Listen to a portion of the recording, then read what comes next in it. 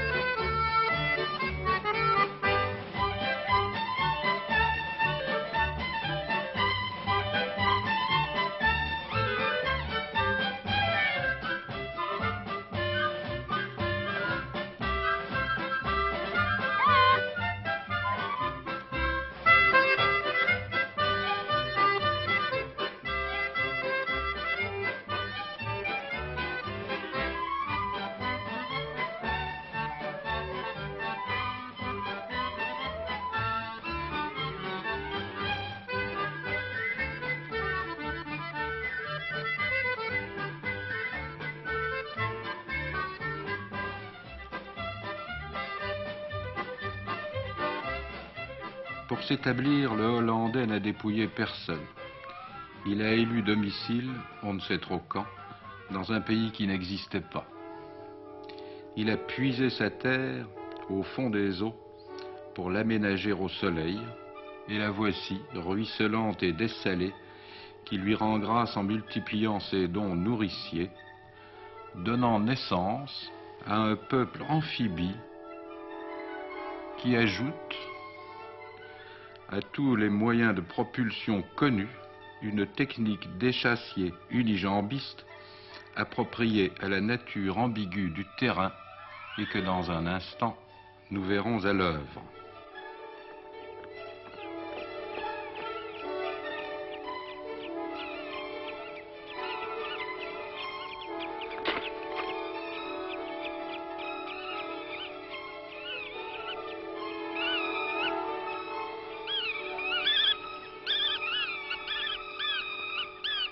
En dessinant la Hollande, la nature et l'histoire ont dessiné aussi le Hollandais, dont le caractère résulte directement de la situation exposée qu'il occupe au ras des flots.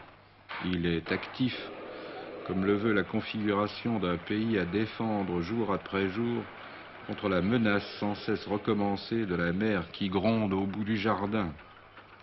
Il est équilibré, comme il faut bien l'être quand on vit à la fois sur terre et sur mer, sans trop savoir si l'on appartient à l'une ou à l'autre. Il est placide et pacifique, comme le sont la plupart des peuples que le sort met aux prises avec une telle somme de difficultés naturelles que l'esprit de coopération et de solidarité est la moindre des cotisations requises par la prudence contre l'adversité. En venant au monde, le Hollandais sait déjà qu'un seul instant d'inattention du côté de la barrière des eaux suffirait à noyer la moitié de son pays. Mais comment devient-on Hollandais? L'histoire répond que ce n'est pas facile. Il y a 1 million d'années, environ, cette région du monde encore informe et vide n'était qu'un vague bas-fond du lieu dit depuis mer du Nord. Puis vint le grand froid qui saisit toute chose dans ses griffes de glace, et ce fut le silence. Après, des alternatives de froid et de réchauffement, illustrées ici, et au cours desquelles la Terre accoucha d'elle-même dans la douleur et le craquement géologique, les glaces se retirèrent et la Hollande apparut, sillonnée de moraines, pour disparaître encore une fois sous la mer et la glace.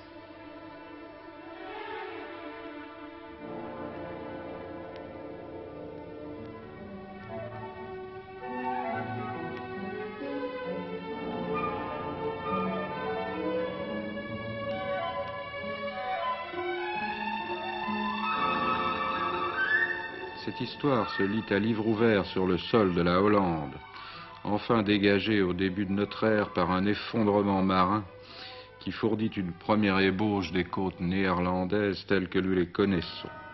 C'est la fin des grands bouleversements. La distribution des terres et des rôles est achevée. Mais la mer ne sait pas encore le sien par cœur.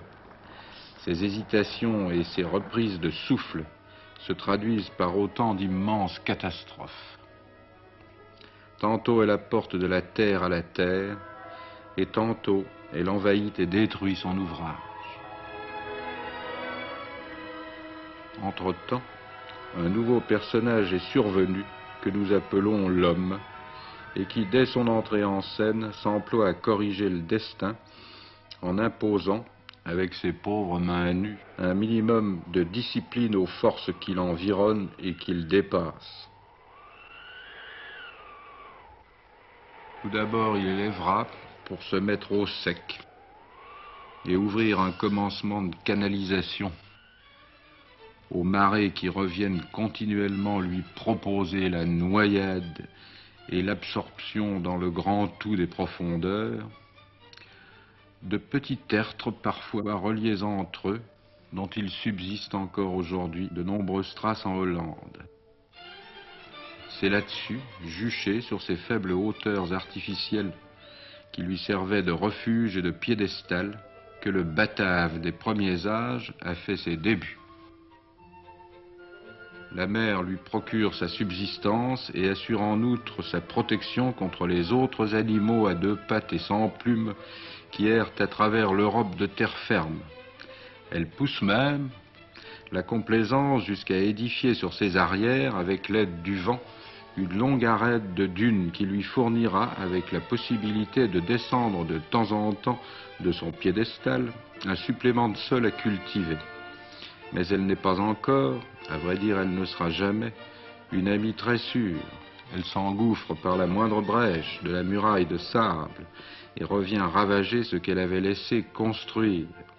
Pendant des siècles, la Hollande reste un pays instable, sujet au désastre, une combinaison d'éléments liquides et solides que toute la difficulté consiste à départager.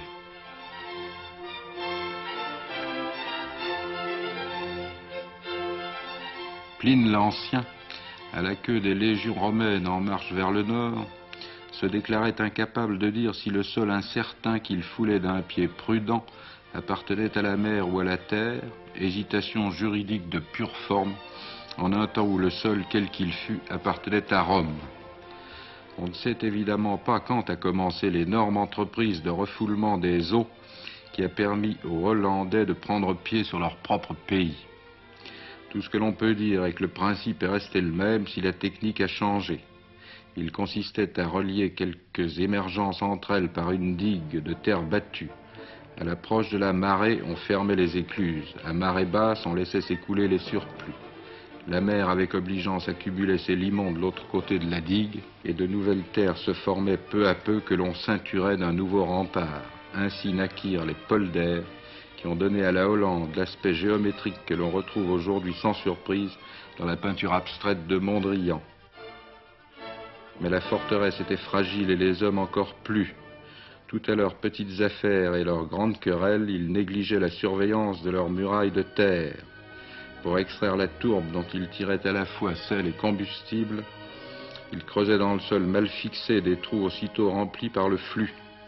La mer avait des alliés involontaires dans la place. Le jour de la Toussaint 1287, elle livra l'assaut. Défonçant les digues et noyant des milliers d'êtres humains, l'inondation étendit en une nuit sur la terre effrayée le lac immense du Zuiderzee. 2 siècles plus tard, un nouveau déluge horizontal rayait de la carte 65 villages dont les vestiges apparaissent ou disparaissent tour à tour sous le voile des eaux. La mer avait vaincu, tout était à reprendre, tout était à refaire. C'est alors que maître Legvater eut l'idée du moulin. Il ne suffisait pas de protéger les terres contre le mouvement des marées, il fallait encore les assécher pour les consolider.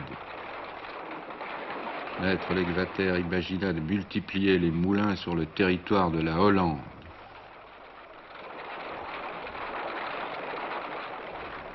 et il réussit à convaincre les marchands enrichis de réinvestir dans le vent des moulins les florins que leur rapportait le vent du commerce maritime.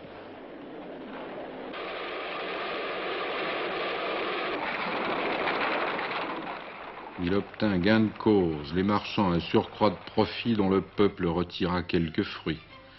L'idée de mettre l'exvater finit par un banquet, comme beaucoup de grandes idées. Et la Hollande devint ce paysage dédoublé qui flotte et qui tournoie, où l'on dirait parfois qu'un Don Quichotte invisible passe en revue son ancienne armée versée dans l'hydraulique.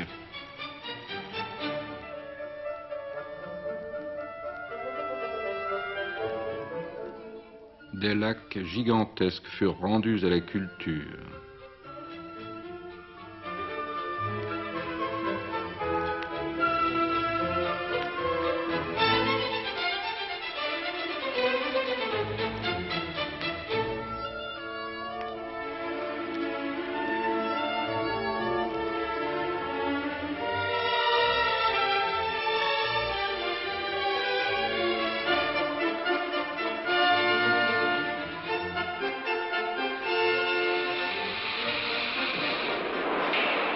Mais c'est seulement en 1850, à l'ouverture de l'ère industrielle, que la bataille du Hollandais pour assurer ses pieds sur la terre de son choix prit une tournure décisive.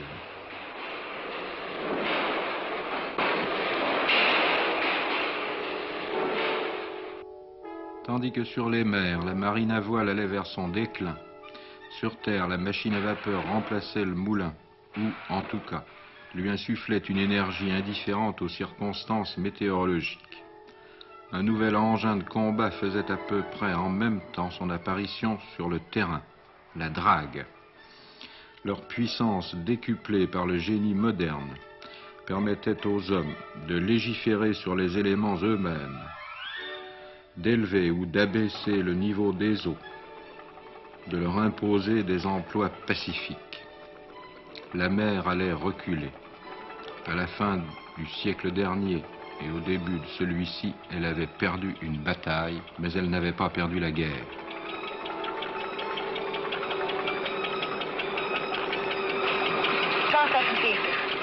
Sylvia, 1479 ton.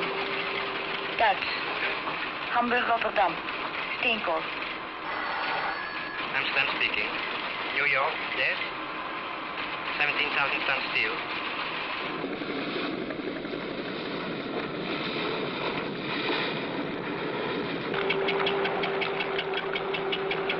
Zeg, geef me slinger naar 17. Over. Begrepen, over. Kun je wat brood? Libanees. Buenos Aires, Rotterdam. Botlek. Londen, Rotterdam. Hamburg, Amsterdam. Hongkong, Rotterdam. Rotterdam. Rotterdam. Rotterdam. Rotterdam. Rotterdam. Rotterdam. Rotterdam. Rotterdam. Rotterdam. Rotterdam.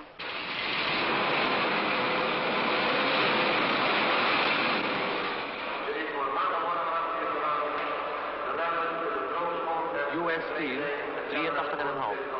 Rubber 53,5.